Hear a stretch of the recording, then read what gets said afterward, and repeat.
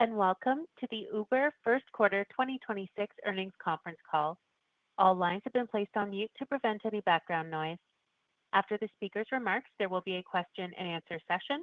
If you would like to ask a question during this time, please press star one on your telephone keypad. I would now like to turn the conference over to Alex Wang, Head of Investor Relations. You may begin. Thank you, Sarah. Thank you for joining us today and welcome to Uber's First Quarter 2026 Earnings Presentation. On the call today, we have Uber's CEO, Dara Khosrowshahi, and CFO, Balaji Krishnamurthy. During today's call, we will present both GAAP and non-GAAP financial measures. Additional disclosures regarding these non-GAAP measures, including a reconciliation of GAAP to non-GAAP measures, are included in the press release, supplemental slides, and our filings with the SEC, each of which is posted to investor.uber.com. Certain statements in this presentation and on this call are forward-looking statements. You should not place undue reliance on forward-looking statements. Actual results may differ materially from these forward-looking statements, and we do not undertake any obligation to update any forward-looking statements we make today, except as required by law. For more information about factors that may cause actual results to differ materially from forward-looking statements, please refer to the press release we issued today, as well as risks and uncertainties described in our most recent Form 10-K and in other filings made with the SEC. We published our quarterly earnings press release, prepared remarks, and supplemental slides to our investor relations website earlier today, and we ask you to review those documents if you haven't already. We open up to the call to questions following brief opening remarks from Dara. With that, let me hand it over to Dara. Thanks, Alex. Uber had an exceptional start to 2026, driven by strong execution and a continued focus on product innovation. Despite a complex backdrop marked by war and weather, we delivered top line and profitability at or above the high end of our guidance. Gross bookings were up 21% year-on-year, reflecting the durability of our platform, and that growth was once again trip and audience led, with our audience growing 17% alongside strong engagement. Our performance this quarter was balanced and broad-based. Mobility gross bookings accelerated to 20% with record margins. Delivery grew 23%, led by grocery and retail and supported by strong retention. And freight returned to growth for the first time in nearly 2 years. Importantly, we're scaling this growth profitably. Non-GAAP EPS increased 44% year-over-year, more than twice as fast as our bookings growth, driven by disciplined cost management and operating leverage. We also generated strong free cash flow and returned a record $3 billion to shareholders through buybacks this quarter. We're also continuing to invest in the strength of our platform, which is compounding over time. We've now surpassed 50 million Uber One members and 10 million drivers and couriers globally, both important milestones that reflect strong customer loyalty and expanding number of earner opportunities on our platform. On the product front, our Go Get event last week showcased how we're expanding Uber's role in everyday life across travel and local commerce. From hotel bookings and travel mode to new ways to shop and coordinate across our platform, these innovations are designed to deepen the everyday utility of our services and to build engagement and loyalty. We're also making strong progress across our strategic priorities, including autonomous, where we continue to believe a hybrid network will unlock significant long-term value. We now have more than 30 autonomous partners across mobility and delivery and are scaling deployments globally.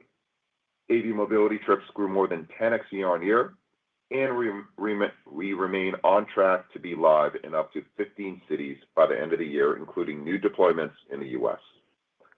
And with the launch of Uber Autonomous Solutions, we're building the technical and operational infrastructure to help our partners commercialize faster.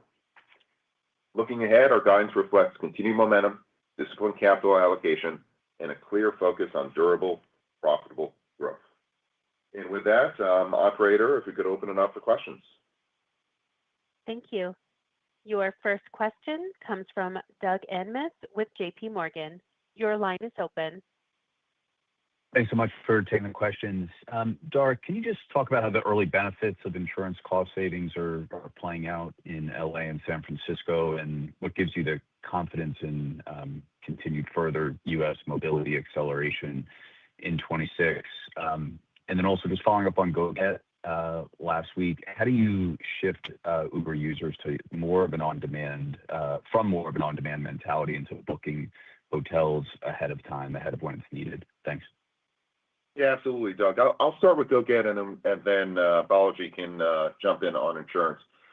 We've always had an internal debate whether or not we can make the transition from on-demand kind of behaviors to more kind of preparing ahead, reserving ahead kind of behaviors. And it really started with the build of Uber Reserve. We have thought about Uber Reserve as a product that we would build mostly for airport travel. We had some kind of feedback from a user as well. The reliability of Uber is awesome, but if I absolutely knew that the driver was going to show up 15 minutes early, etc., it could reduce some of the stress as it related to travel. And of course, it was a great opportunity for us to continue to increase travel bookings. And we've consistently seen our Uber Reserve service growth rates continue to grow well in excess of the mainline business. And as you know, the mainline business is growing at a healthy rate as well. The margins on Uber Reserve are higher. Customer satisfaction is very, very strong. And now we're developing the Reserve service not just as a service for people to go to airports, but people to get picked up when they land in airports as well. The experience with Reserve for us demonstrated our ability to go from on-demand to planned services, so to speak. Travel is a very, very natural category for us to get into. Airports are about 15% of our mobility gross bookings, and 40% of, for example, our U.S. riders take trips outside of their home city.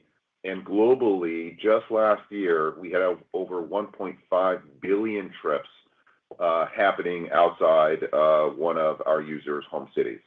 So when you put that together, which is proving ourselves with Reserve, moving from on-demand to kind of planning ahead, and then the incredible audience and efficacy we have with the travel consumer, hotels was, of course, a very, very natural expansion for us.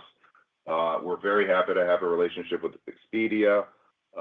Their inventory is second to none. So now we've got 700,000 hotels available on Uber as we speak. And we've taken most of the economics of that deal, and we are giving it back to our Uber One members. Uber One members get 10% Uber credits. There's a rolling list of 10,000 hotels where you get another 20% off as well. So really the focus for us is drive that cross-platform activity, give a bunch of money back to Uber One members. And obviously, you've seen kind of the momentum that we've had with Uber One with over 50 million members growing 50%. The retention rates are higher. They spend 3 times more. It's a unique advantage that we have over our competition. So we're very much looking forward to the product. We're really happy that the team put it together and happy about our partnership. And we're hoping hotels can be just as big as Reserve. Balaji, you want to talk insurance? Yeah, sure. Thanks for the question, Doug. I'll level set first on where we are with our insurance journey. And as we said at the end of last year, we expect to see hundreds of millions of dollars of savings in our insurance line this year, thanks to the great work our policy teams have done, as well as the tech improvements we have implemented in the market. In addition to that, we also had our auto insurance renewals that went into effect in March, and we've seen continued improvement in rates there, which is also, with the improvement in the market conditions here for auto insurance, we have found opportunities to also offload more risk to third-party carriers. And with that favorable market environment, we've taken advantage of that opportunity. So all in all, it's putting us in a place where this will be the first year since COVID where we expect to see good leverage on our insurance cost line for the U.S. mobility business. And as we've said before, our philosophy has been to return that goodness back to the market and consumers see improvement in the pricing environment for Uber rides on the system. So as a result of that, we are seeing really good elasticity. And as we would have expected, we've seen that price reduction translate to acceleration and trip growth. And, the overall California market growth has accelerated. If you look at LA, which is the market with the most significant insurance headwinds over the last few years, the trip growth trends there are significantly better than California and the rest of the country. We expect to see this translating to accelerating U.S. business growth in 2026, as we've previously said, and we feel even more confident today than we did in December or January. Thank you. Next question, please. Your next question comes from Eric Sheridan with Goldman Sachs. Your line is open. Thanks so much for taking the question. Maybe building on Doug's question, I want to go a little bit deeper in what you see as some of the critical technology investments you're making on the consumer-facing side to tie all of these services together and layer in elements of personalization and recommendation so increasingly consumers know how to find these services on your platforms. And how much over time do you think some of that behavior will be more agentic driven, and how does that, again, line up with what you're making on the investment side? Thanks so much. Yeah, absolutely, Eric. So in terms of our tech investment and general investment, the one thing that I would highlight is it remains of utmost importance for us to get the basics right. That means reliability as it relates to mobility, increasing selection of the kinds of rides that you can get, and same thing, reliability and selection and delivery. Those are kind of the core precepts, and we think we provide the best reliability, best selection, both mobility and delivery globally. And then once you do that, and by the way, we seek to improve that every single year, you can add on services on top of that. And we think AI and agents provide a unique benefit in that, one of the challenges that we've had in the past in terms of offering all of these experiences on our app is that you have to build out UIs that essentially user interfaces that are standard for all of your users. And the fact is that different users like to interact with our services in different ways. And so if you have to kind of build a fixed UI for the majority or the optimized average of your users on a global basis, there are some users who may not see what you've got to offer or may prefer to interact with you in a different way. AI solves all that because essentially the way that any user wants to interact with your services is up to that user. They can talk and they can ask for whatever they want.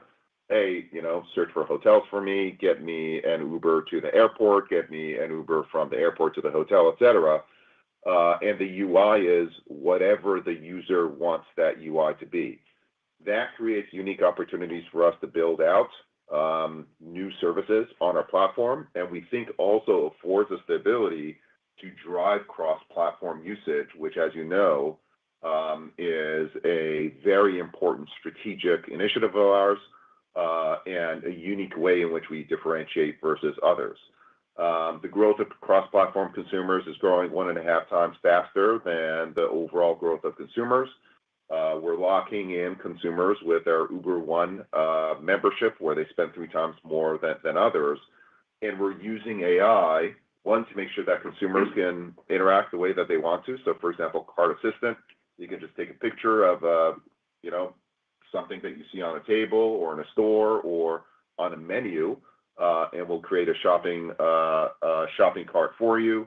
Our earners can ask our AI agents questions about earnings, where they should go, when they should work, etc., and you can get the exact personalized answers for you. And then we're using larger models to essentially upsell and offer products for you in a very, very personalized way. And that can work in very simple ways, like 3/4 of the time when you get a ride on an Uber, we have pre-selected the destination for you. In other words, we anticipate where you're going to go.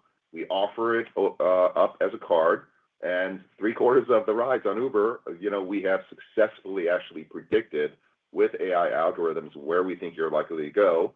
After work, you're probably going to go home, for example, and at the same time, come up with upsells that delight and surprise you, like a hot cup of coffee waiting for you in that Uber reserve when you're going to the airport. AI makes this all possible, and we're very, very early in the early innings and we're extremely excited about the potential that it has for cross-platform usage on our platform. And I'll just augment what Dara said.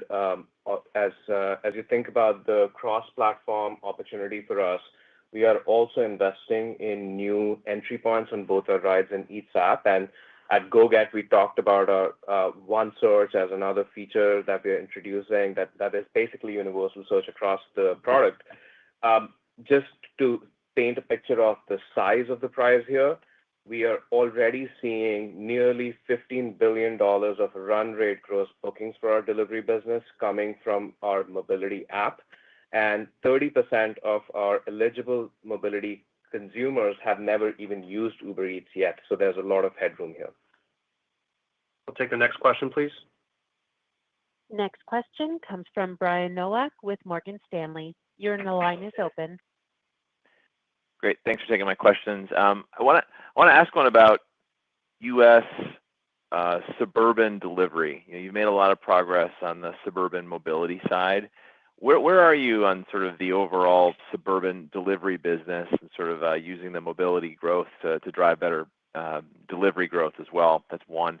And then two, the strength of the Uber One, bless you, the strength of Uber One was pretty strong. It seems like quarter over quarter. Can you just walk us through some of the drivers of growth of Uber One at this point in the quarter?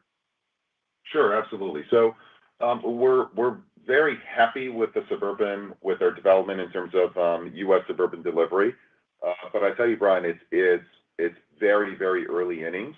And I would actually expand this, not just the U.S. Suburban delivery, but just growth in sparse markets in the U.S., outside of the U.S., pretty much in every single country that we operate in. We're going out and acquiring selection. And generally, as we add selection to these markets, whether it's more drivers in your suburbs or outside of the big cities, or it's more merchant selection in the U.S. suburbs or many other suburbs across the world, we're seeing that trip growth rates are growing 2x faster, generally in mobility and delivery in these sparse markets versus the core urban markets where kind of we grew up as a company. So this is a global playbook that we got. It's about expanding selection. It's about investing in reliability. And then it is also about tailoring our products. So, for example, we see a higher percentage of reserve and wait and save. Grocery is very strong in suburbs as well.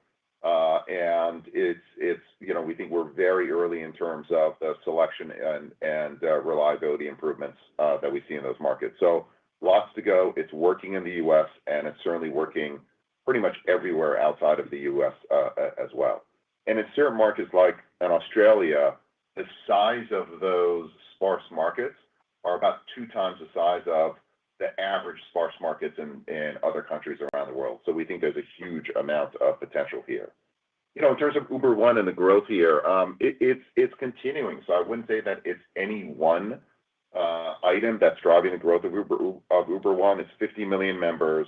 It accounts for over 50% of our bookings now and growing 50% year on year.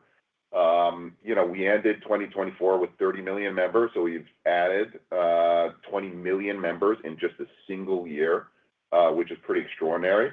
And number one is the membership benefits themselves. The membership costs kind of similar amount as competitive membership programs, but we offer you no delivery fees, and we offer you credits on mobility as well. So just the benefits of our membership program are structurally better than the benefits we believe of any other membership program out there, local membership program.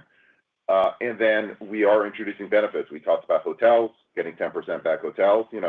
On a long weekend in New York City, that's getting $100 back, which pays for your entire Uber One membership for the year. We're also increasing benefits, like membership benefits are now going to work globally. We have a lot of global travelers, and you get benefits for your global travel. We introduced new features like no fees above $60 basket for grocery as well. And then we're also going to run member days again, which has been a big feature for our members, delivering lots and lots of savings for the members. So we've seen this growth go on for a long time. We've kind of wondered when it's going to slow down. at this point, we don't see it slowing down thanks to the innovation of the team that I'm very, very proud of. Next question, please. Thanks, sir. Next question comes from Justin Post with Bank of America. Your line is open. Great. Thanks for taking my question. We'll go to AVs. I know Waymo is launching a bunch of southern cities. Just wondering what you're seeing in those cities, any changes to your growth rate. And then second, some real progress with partners during the quarter. What's kind of putting you over the top with like Zoox and others getting those deals done? Thank you. Yeah, absolutely, Justin. So we continue to believe AVs are huge opportunities for the entire industry. This is, we think another $1 trillion TAM. And we don't see this as being a winner-take-all market. We certainly see Waymo moving very quickly as we are moving very quickly. And I'll remind you, we expect to be in 15 markets by year end, and then significantly more than that going into next year with partners like Neuro, like NVIDIA, like Zoox as well. So we're very, very happy about what's going on there. Our mobility business accelerated versus last quarter. Our U.S. mobility business actually accelerated more than the overall business. And we talked about the anticipation that U.S. mobility is going to continue to accelerate for the balance of the year. So at this point, we don't see any effect of the Waymo launches on our overall business. And we continue to see Waymo, kind of the performance of our businesses with Waymo in Austin, Atlanta continue to be strong. Driver earnings are up. More drivers are joining those platforms as well. And then if you look at kind of markets where Waymo has been around for some period of time, San Francisco and LA, for example, our category position, both in San Francisco and LA, is higher today than it was 6 months ago. So this is an overall business that is of scale, the overall mobility business. We continue to see very, very healthy trends, and we don't see any signs of that abating at this point. And of course, we continue to invest in AV aggressively with our partnership model. And then I think, listen, why are we having success in signing up partners? I think it's self-evident, which is we've got demand. We have shown that the utilization of these cars, which are very, very expensive on our platform, is higher. And then we're also very excited to talk about Uber with the launch of Uber Autonomous Solutions, which helps our AV partners focus on kind of building the driver, and we can build everything else around them, whether that's fleet management, helping them with data collect, et cetera. So we think we're very early innings here, and we're very excited about the AV trends that we're seeing. Next question, please. Next question comes from Nikhil Devnani with Bernstein. Your line is open. Hi there. Thanks for taking the question. I had a couple, please. Balaji, maybe for you first. Appreciate the ROI framing in the letter. So you've clearly been investing behind the business and making some near-term margin trade-offs. What does the successful payback look like for Uber at the aggregate level? Is it this ability to compound at 20% for much longer? How do you think about that? And then maybe for Dara, the Santander deal announcement yesterday was interesting around financing. It looks like there's line of sight to financing AV fleets in the future as well. What has that broader conversation been like with those partners, and how do you think about integrating those partners into scaling these fleets over time? Thank you. All right, I can take the first one. So thanks for the question. And I think the starting position you should think about is this is a global, very broad business, and there isn't a single formula that would help us decide on ROI and payback period for the investments we are making. And we have to be cognizant of that, and we kind of take each product initiative on its own merits. Generally, what we are looking for is either the products that we're investing behind should be able to drive incremental audience acquisition or frequency lifts, and/or it needs to be able to drive margins for the company. And I think a good way to think about this instructively is to look at the barbell strategy that we've been executing. On our barbell for mobility, the low-cost products that we've been investing behind, they drive 75% higher frequency than our core products. And on the other end of the spectrum, our higher fare premium products drive 3.5 times higher profit growth for the company. And all of these products are driving 25% lift in first-time acquisition for us as well, right? So effectively, as you pair those as you put those fact patterns together, what you're driving towards is the highest lifetime value we can get for the investments we're making. The payback period will vary. There are certain products where you get the payback instantly, and there are others where it may take a few quarters.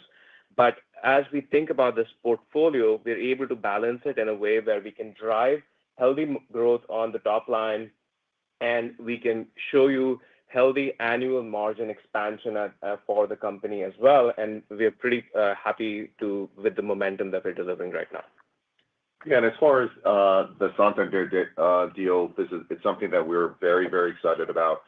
I think to step back for a second, in order for AV to scale and get into the hundreds of millions in terms of trip count, we really have to build out a whole ecosystem around the development of these AV drivers. And that ecosystem includes fleet management, it includes depots and charging and repair and cleaning. It includes financing, it includes insurance as well. And we're investing in that entire ecosystem. We talked about a new relationship that we're building with Hertz on the fleet management side. We have teams going out and securing depots in markets that we think are ready from a regulatory standpoint as well now. And we have been doing so to some extent and working with these fleets for some period of time as an increasing percentage of our drivers have moved from combustion vehicles to EVs as well. So these are muscles that we built for some period of time. Financing and building out financing for AVs is to some extent trickier because the residual value of these AVs is not something that is clear, right? There's a residual value for cars and used cars. There are very liquid markets for them. That is not true of AVs at this point, although it will be true. And for us, the advantage that we have is that AVs on our network have a very predictable use in terms of revenues or trips per vehicle per day, which are at a premium to 1P type networks. And as a result, revenue per vehicle per day.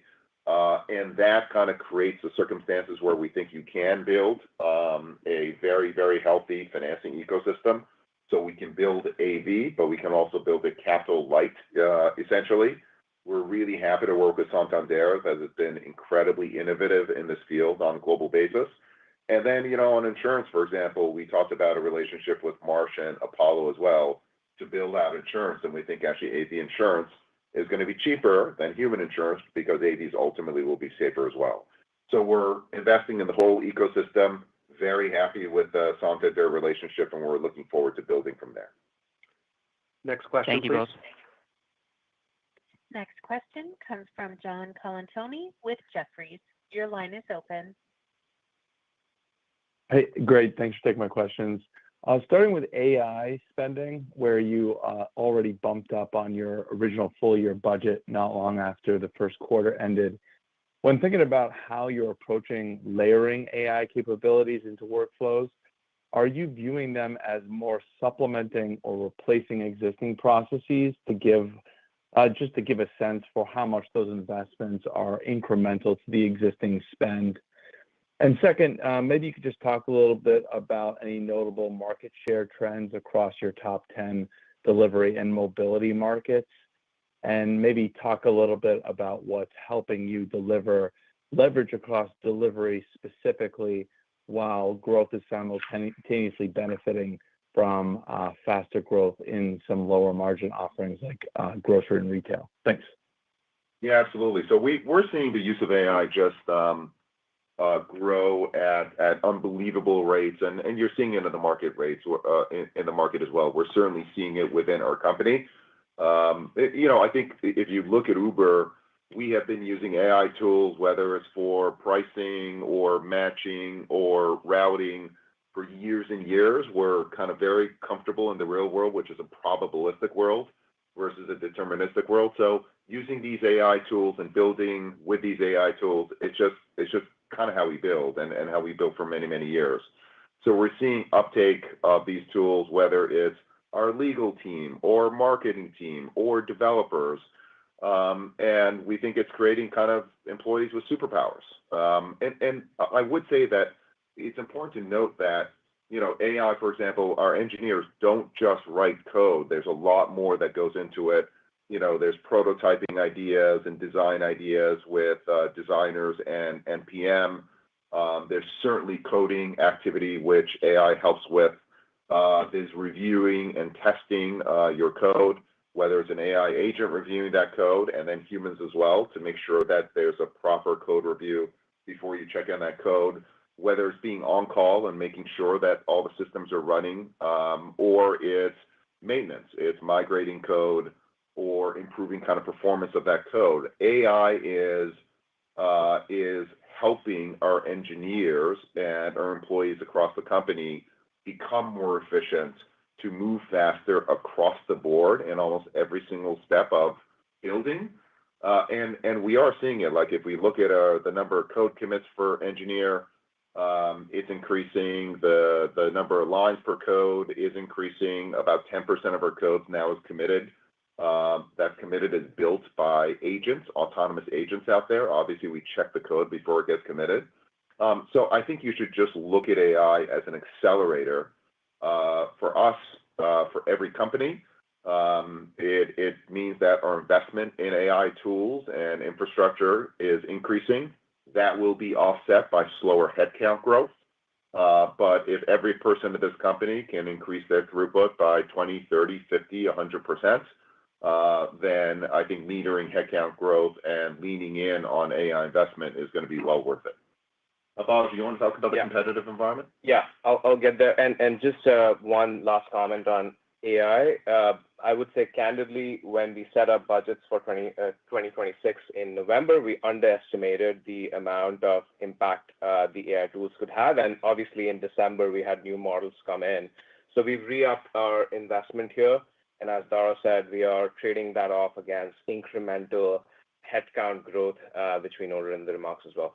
On delivery competition, so first of all, as we noted in the earnings materials, we are seeing our delivery position improving quite substantially across the globe. We are, as we think about our top 10 markets, really in the U.S., we are continuing to invest in our sparse markets expansion, and we expect to see results from that over time. In international markets, we are very much on an offensive footing. So if you think about Europe, where we are seeing an incremental level of competitive intensity from both DoorDash and Prosus as they have expanded into the market, we've held our own quite well. And in addition to defending our core positions, we are on the offensive in the market. We've announced expansion to 7 new markets. Just this morning, we launched in Finland. We are already at the number 1 position on the App Store there. And we've talked about the other large markets in the region that we will continue to go into. In APAC, we are seeing very good trends in Australia, Japan, Taiwan. Australia has been a standout from its highly penetrated position. As we've gone into sparser markets, we've reaccelerated that business back to 30% growth. And similarly in Japan, we're seeing very good trends as well. Next question, please. Next question comes from Ron Josey with Citi. Your line is open. Great. Thanks for taking the question. Maybe one on AV and another one on just trips growth. On AV, Dara, getting back to your comment on just how everything needs to come together, charging, insurance, financing, et cetera. As we reach services in 15 cities by the end of this year, just would love to hear your thoughts on perhaps what are the bottlenecks, or are there bottlenecks as we scale supply and demand really grows across these cities and more as more services launch? And then on trip growth in San Fran and LA, I think we talked about it improving meaningfully. Talk just a little bit more about the drivers here. I know we mentioned greater affordability insurance, but just wondering if you're seeing perhaps greater adoption of Uber One and cross-platform usage in those cities specifically, and using that as a guide for others. Thank you. Yeah, absolutely. So in terms of getting to market and scaling in market, obviously we continue to expand the number of partners that we have, and our partnerships are very, very broad, from Zoox to a Neurolucid to Pony and WeRide and Baidu as well in international markets. And we think they'll continue to broaden. Right now, I'd say the blockers are we just need more cars on the road. We have to make sure that these drivers are safe. So usually we introduce them with a safety driver, and then we'll take the safety driver out when our partners kind of pass our safety case as well, such as Abu Dhabi and Dubai as well. And at the same time, we have to make sure that we are introducing these autonomous vehicles into local markets with the appropriate dialogue with those local markets, making sure that we have dialogue with regulators, which will take time, and regulators are they're asking the right questions, which is, how are AVs going to interact with in situations where the power goes out, or interacting in school zones, or working with firefighters, et cetera, in the city. Just the interaction between AVs and real life is something that is critical. Questions about safety, about congestion, about the effect on work and drivers as well. These are all important questions and dialogues that we have to have, both in the AI space, in the digital AI space, and the physical AI space as it relates to AVs as well. We want to be a part of that dialogue. You'll see us expanding on our thinking there, but this is going to take time, both in terms of scaling the business, fleet management, financing, insurance, and also making sure that we have the right dialogue with regulators on a local basis and all the constituents that are going to be affected by these changes in our society. So it'll take time, but we think it's worth the investment. Balaji, you want to talk about trips? Sure. So on SF and LAV, we already talked about this even in the Q4 earnings release, that we were seeing the impact of incremental AV adoption in the market as being expansionary for ride sharing in the cities in aggregate. And as Dara mentioned, our category position in these markets has also expanded over the last 6 months, which has had a accelerating impact on the sort of trajectory we're seeing there. Looking ahead, all of the comments I made earlier about insurance-driven goodness as well will show up in the trip trajectory that you should see in these markets. So not only are we seeing these healthy trends in the market today, we expect that the acceleration should continue as we go through the rest of the year. Sarah, we'll take our last Thank you, question, Dara. please. You bet. Thank you. Your last question comes from Michael Morton with MoffettNathanson. Your line is open.